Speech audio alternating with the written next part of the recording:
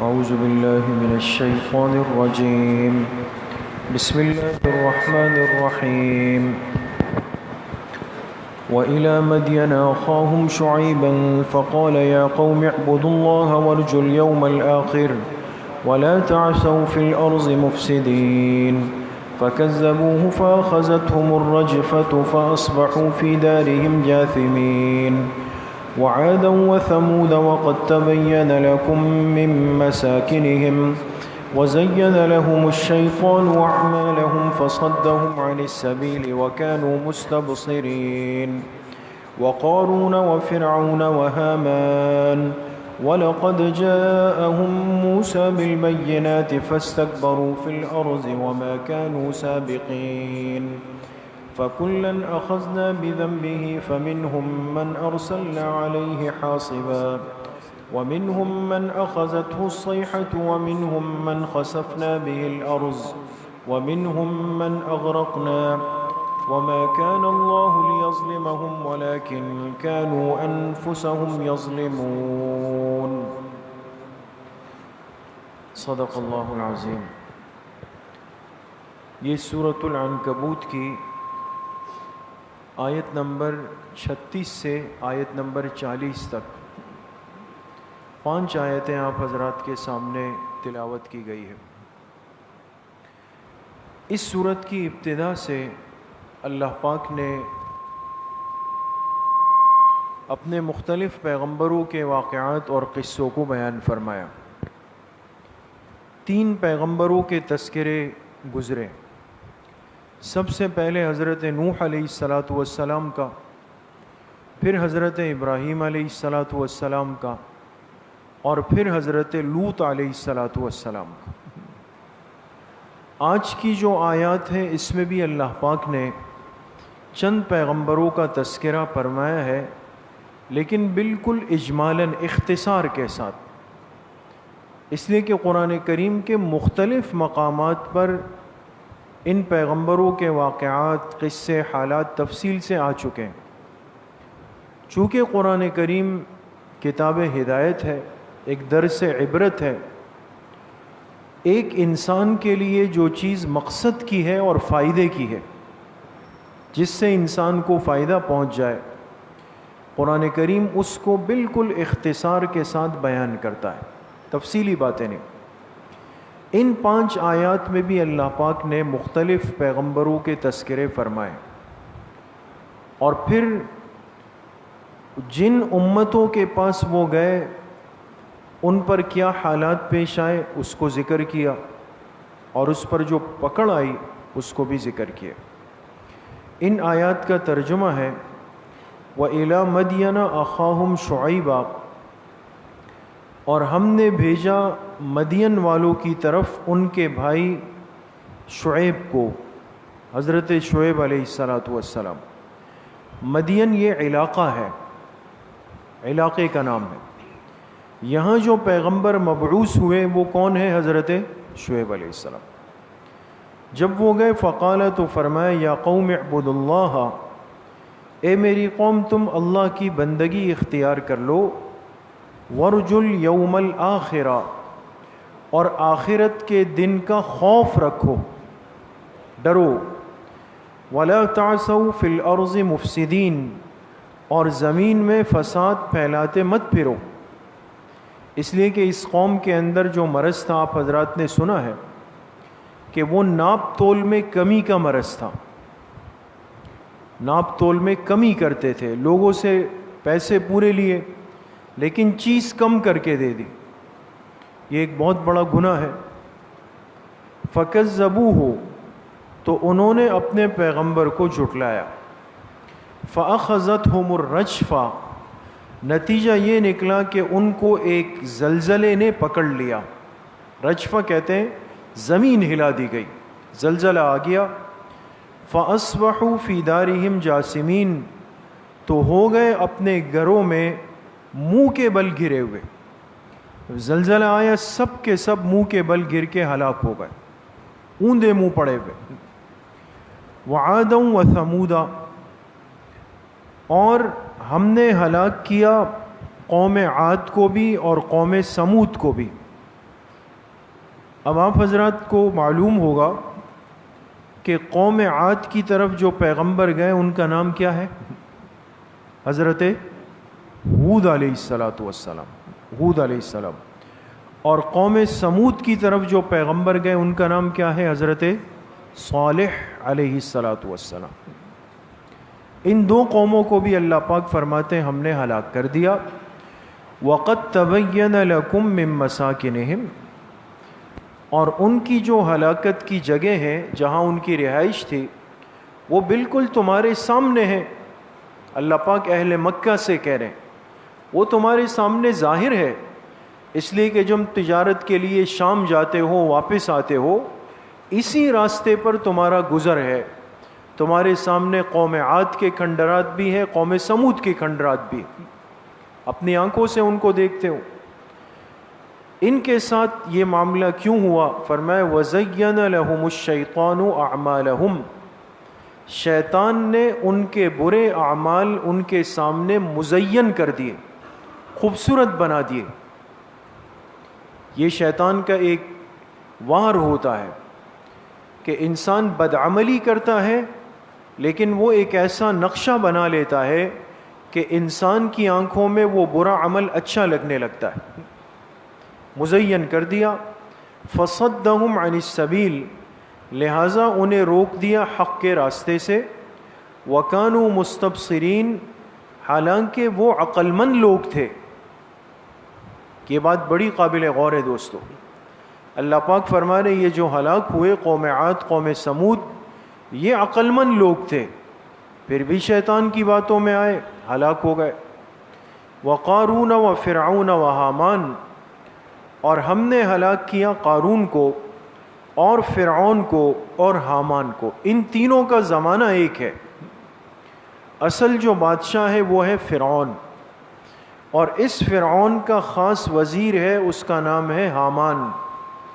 اور اس فرعون کے زمانے میں ایک بہت بڑا سرمایہ دار مالدار آدمی ہے، اس کا نام ہے قارون. تینوں کا زمانہ ایک ہے. یہ بھی ہلاک ہو گئے. وَلَقَدْ جَاءَهُمْ مُوسَى بِالْبَيِّنَاتِ، ان کے پاس موسیٰ علیہ السلام گئے واضح نشانیاں لے کر. فَاسْتَكْبَرُوا فِي الْأَرْضِ، انہوں نے زمین میں ناحق تکبر کیا. وَمَا كَانُوا سَابِقِينَ، اور یہ ہمیں عاجز کرنے والے نہیں تھے کہ ہمیں ہرا سکتے.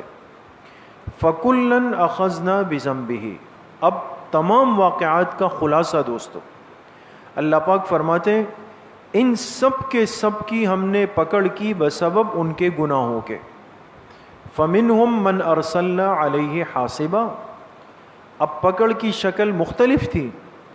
ان میں سے بعض پر تو ہم نے تند و تیز آندھی بھیج دی، تیز ہوا کا عذاب آیا، سب ہلاک ہو گئے. یہ قوم عاد. وَمِنْهُمْ مَنْ أَخَذَتْهُ الصَّيْحَةُ، اور ان میں سے بعض وہ تھے جن پر زلزلہ آ گیا، ابھی گزرا، قوم سمود. وَمِنْهُمْ مَنْ خَسَفْنَا بِهِ الْأَرْضَ، اور ان میں سے ایک وہ تھا جس کو ہم نے زمین میں دسا دیا. یہ کون ہے؟ قارون. وَمِنْهُمْ مَنْ أَغْرَقْنَا، اور ان میں سے ایک وہ تھا جس کو ہم نے غرق کر دیا دریا میں. یہ کون ہے؟ فرعون. وَمَا كَانَ اللَّهُ لِيَظْلِمَهُمْ، اللہ پاک ان پہ ظلم کرنے والے نہیں تھے. وَلَكِنْ كَانُوا أَنفُسَهُمْ يَظْلِمُونَ، لیکن یہ لوگ خود ہی اپنی جانوں پہ ظلم کرنے والے تھے. یہاں تک اللہ پاک نے ان پیغمبروں کا تذکرہ کیا اور ان کے اندر جو امراض ظاہری اور روحانی پیدا ہو چکے تھے اس کو بھی بیان کیا. اب چونکہ یہ اللہ پاک کا ایک ضابطہ ہے کہ انسان اس کائنات میں مکلف ہے، آزاد نہیں. اس لیے کہ جو چیز مکلف ہوتی ہے اس کو بہت ساری باتوں کی رعایت رکھنی پڑتی ہے، اور جو چیز مکلف نہیں ہوتی اس کو کسی بات کی رعایت نہیں رکھنی پڑتی.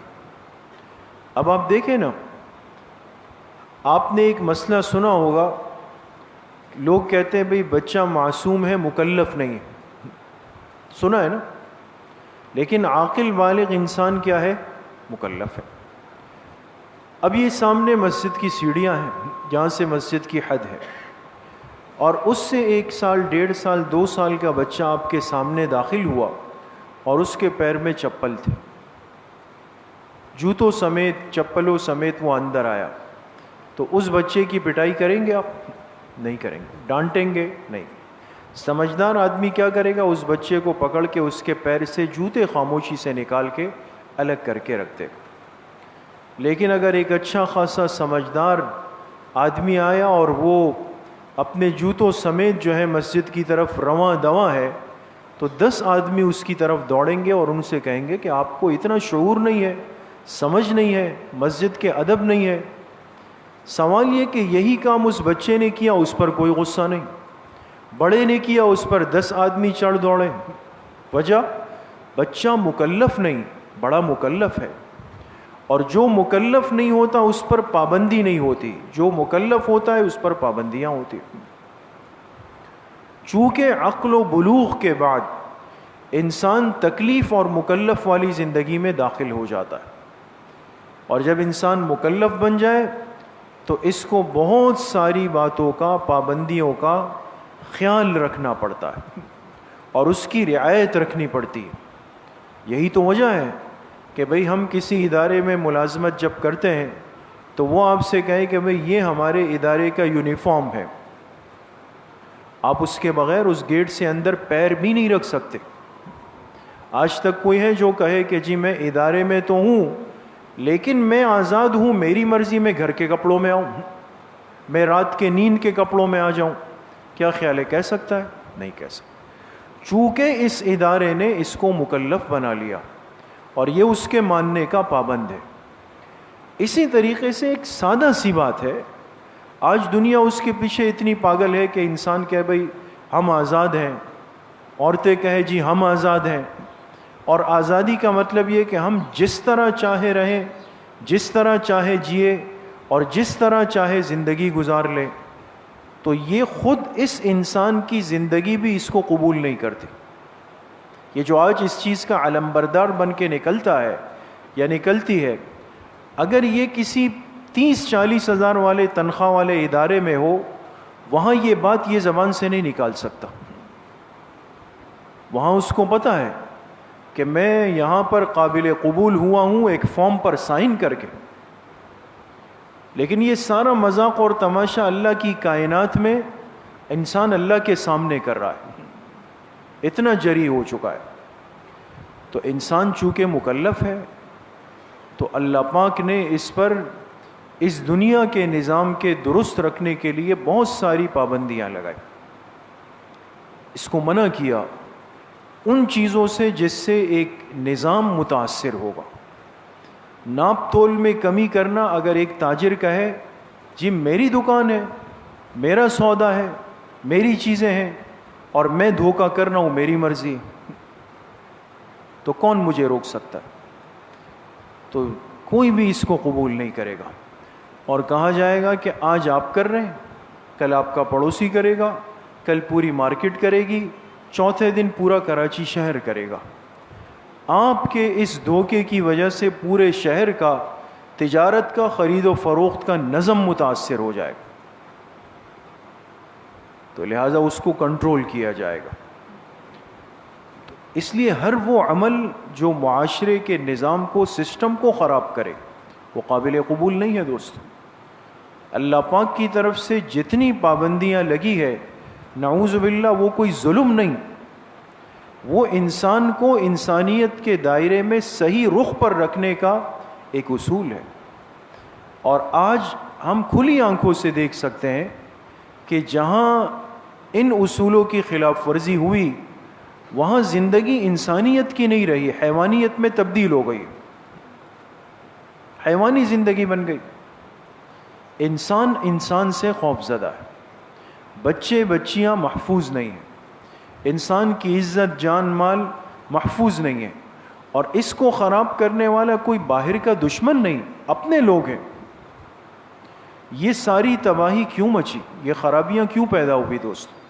اس لیے کہ ہم نے اللہ پاک کی دی ہوئی پابندیوں کو پاؤں کے نیچے رون دیا، اللہ پاک کے حدود کو پامال کر دیا۔ فرق اتنا ہے کہ جناب نبی کریم صلی اللہ علیہ وسلم سے پہلے جتنی امتیں گزری ان کے لیے اصول اور ضابطہ یہ تھا کہ ایک وقت تک اگر وہ قبول نہ کریں تو ان پر آسمانی عذاب آتا تھا، وہ باقی نہیں رہتے تھے، وہ نشان عبرت بن جاتے تھے۔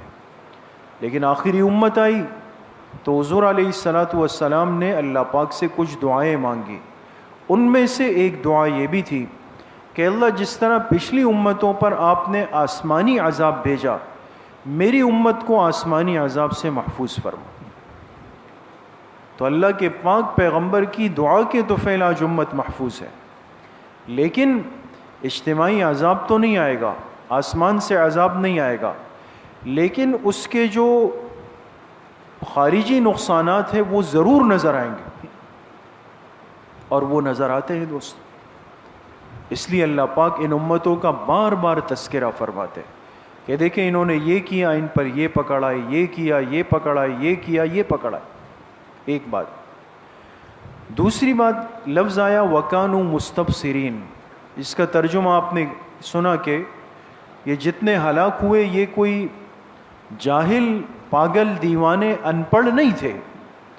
مستبصرین اس کو کہتے ہیں جو صاحب بصیرت ہو، اور صاحب بصیرت وہ جو عقل و شعور رکھنے والا ہو، سمجھدار آدمی ہے۔ سوال یہ ہے کہ سمجھدار آدمی وہ اللہ کی پکڑ میں کیوں آیا؟ اس کی وجہ یہ ہے، حضرت شاہ ولی اللہ صاحب محدث دہلوی رحمۃ اللہ علیہ جو اس امت کے بہت بڑے انسان گزرے، انہوں نے ایک جملے میں اس کا جواب دیا۔ اللہ پاک انسان کو دو قسم کی عقل دیتے ہیں۔ عقل کتنی قسم کی؟ دو قسم۔ ایک عقل وہ ہوتی ہے جس کو کہتے ہیں عقل معاش۔ معاش دنیا کے کمانے کا، زندگی کے گزارنے کا سلیقہ۔ بھئی ایک آدمی اتنا سا اسٹال لگا کر بیٹھا ہوا ہے بازار میں، اور ایک آدمی کی بہت بڑی فیکٹری ہے، دونوں جو محنت کر رہے ہیں اپنی دنیا کے لیے، تو ان کو پتہ ہے کہ میں جب جاؤں گا تو یہ بٹن مجھے بند کرنا ہے نا؟ سوال یہ ہے کہ یہ ارب پتی، کروڑ پتی آدمی یہ بجلی کا بٹن کیوں بند کر کے جا رہا ہے؟ اس لیے کہ اس کو پتہ ہے کہ جب کوئی نہیں تو لائٹ اور پنکھے کا چلنا بیکار ہے، بل زیادہ آئے گا۔ عقل معاش تو ہمارے پاس اس درجے کی ہے کہ پورا حساب جوڑیں گے، کیلکولیٹر رکھیں گے، اور کئی سال پیچھے، کئی سال آگے چلے جائیں گے، ساری دنیا کے اسٹاک کو، ہر چیز کو دیکھیں گے، کیا ہو رہا ہے، ڈالر کیا ہے، سونے کے ریٹ کیا ہے، ساری چیزوں کی جوڑ توڑ ہوگی۔ عقل تو اتنی تیز ہے، لیکن یہ عقل کون سی ہے دوستوں؟ عقل معاش۔ وہ عقل بھرپور کام کر رہی ہے جس کی بنیاد پر دنیا کو چلایا جا سکتا ہے۔ اور عقل کی دوسری قسم ہوتی ہے جس کو کہتے ہیں عقل معاد، دال ہے آخر میں۔ عقل معاد وہ ہے کہ انسان کے پاس یہ سمجھ آ جائے کہ میں ایسی زندگی گزار لوں کہ میری آخرت کی وہ ہمیشہ والی زندگی، اس میں کامیاب ہو جاؤں۔ یہ ہر ایک کے پاس نہیں ہے۔ عقل معاش تو ہے، لیکن عقل معاد بہت بڑی نعمت ہے۔ آخرت کی فکر اور احساس والی عقل مل جائے، یہ بہت بڑی نعمت ہے۔ تو ضروری نہیں کہ جن پر اللہ کی پکڑ آئی وہ کوئی جاہل ان پڑھ لوگ تھے، عقل سے بھرے ہوئے تھے، لیکن عقل کون سی تھی؟ عقل معاش تھی، عقل معاد نہیں تھی۔ اور اللہ پاک نجات ان کو دیتے ہیں، خوش ان سے ہوتے ہیں جن کے پاس عقل معاد ہوتی ہے دوست۔ یہی صورتحال ہماری ہے۔ اب ہم میں سے ہر ایک یہ غور کر لے کہ میری عقل معاش کتنی تیز چلتی ہے اور عقل معاد کتنی تیز چلتی ہے، اور یقین کرے اللہ پاک کے سارے فیصلے اسی بنیاد پر۔ اگر کوئی عقل معاد میں تیز ہے، چاہے معاش اس کی کم ہے، یہ زبردست کامیاب انسان ہے۔ اور اگر کسی کی عقل معاش وہ 100 ڈگری پر چل رہی ہے، لیکن عقل معاد کمزور ہے، یہ ناکامی کے راستے پہ جا رہا ہے۔ تو ان کی ہلاکت کی وجہ اللہ پاک فرماتے ہیں یہ تھی، انہوں نے ہماری دی ہوئی عقل کو صرف جوڑ دیا معاش کے ساتھ، معاد کو بھول گئے، آخرت کی زندگی کو بھول گئے۔ نتیجہ یہ ہوا کسی پر ہوا کا عذاب، کسی پر پانی کا عذاب، کسی پر پتھروں کا عذاب، کسی پر زمین میں دھنسنے کا عذاب۔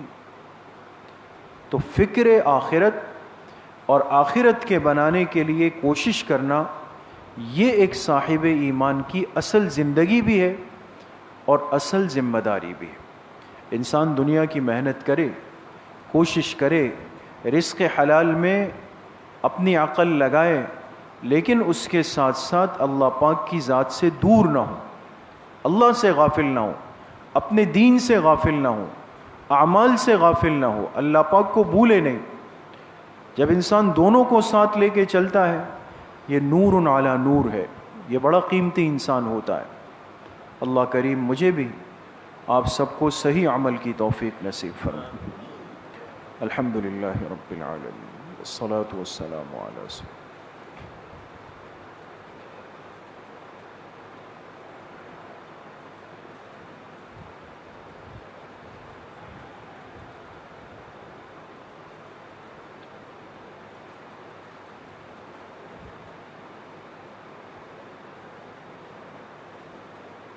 وصلی اللہ وسلم علی نبینا محمد وآلہ واصحابہ اجمعین۔